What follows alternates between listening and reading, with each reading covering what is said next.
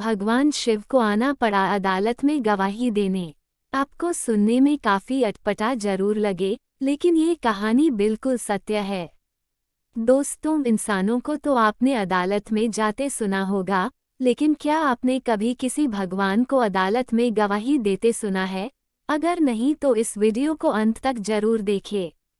दरअसल ये कहानी आज की नहीं बल्कि 40 साल पुरानी है, जब एक संत वृंदावन में रहा करता था और वह रोजाना शिव मंदिर के सामने जाता और मंदिर के बाहर पड़ी मिट्टी को तिलक के रूप में माथे पर लगाकर वापस लौट जाता था। लेकिन वह कभी भी मंदिर के अंदर जाकर शिवलिंग की पूजा नहीं करता। वहां रहने वाले आसपास के लोग उन्हें जज साहब कहकर पुकारा करते थे। एक समय एक व्यक्ति ने वहां मंदिर के पुरोहित से पूछा कि आखिर उन्हें यहाँ के लोग जज साहब कहकर क्यों पुकारते हैं। तब पुरोहित ने सारी घटना बताई। पुरोहित ने कहा कि यह बात कुछ समय पहले की है, जब एक गांव में भोला नाम का एक व्यक्ति रहता था। वह काफी भोला और गरीब था। जब वह अपनी बेटी की शादी करने लगा तब वह गांव के जमींदार से ब्याज लिया। जब भोला ने कर्ज लिए सारे पैसे सूद समेत जमींदार वापस करने गया, तब जमींदार ने उसे एक कागज दिया जहां लिखा था कि भोला ब्याज सहित सारे पैसे चुका दिया। जिसके बाद जमींदार ने भोला से कहा कि कागज को ध्यानपूर्वक पढ़ लो। तब भोला ने कहा, जो भी हो मेरे भोलेनाथ जाने। ऐसा सुनकर जमींदार के मन में लालच भर गया और वह धोखे से कागज को बदल दिया।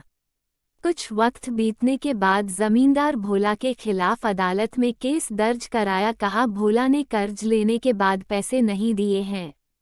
केस के दौरान भोला से काफी पूछताछ किया गया, जहां भोला ने अपने तरफ से वह कागज पेश किया जिसमें लिखा था कि भोले ने अब तक सारे पैसे नहीं चुकाए हैं।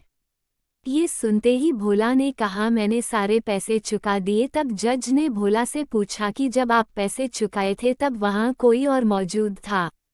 तब भोला ने कहा कि जब मैंने पैसे चुकाए थे तब मेरी सिवाय वहां केवल भोलेनाथ थे।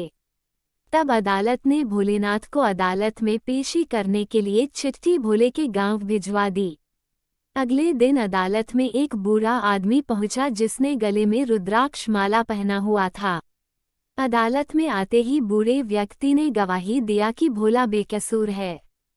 जज ने जब बूढ़े व्यक्ति से सबूत मांगी तब व्यक्ति ने कहा कि जमींदार के कमरे में तीसरे कबर्ड में रखी फाइल नंबर 12 में सारे सबूत दिए गए हैं। जब पता लगाया गया तो वह सबूत बिल्कुल सच साबित हुई। ये बात जज को काफी अजीब लगी। तब उन्होंने भोला से पूछा कि आखिर यह व्यक्ति कौन है, तो भोला ने उन्हें सारी बातें बताई, जिसके बाद जज सच्चाई जानकर दंग रह गया और वह पछतावे में आकर संत की जिंदगी जीने लगा।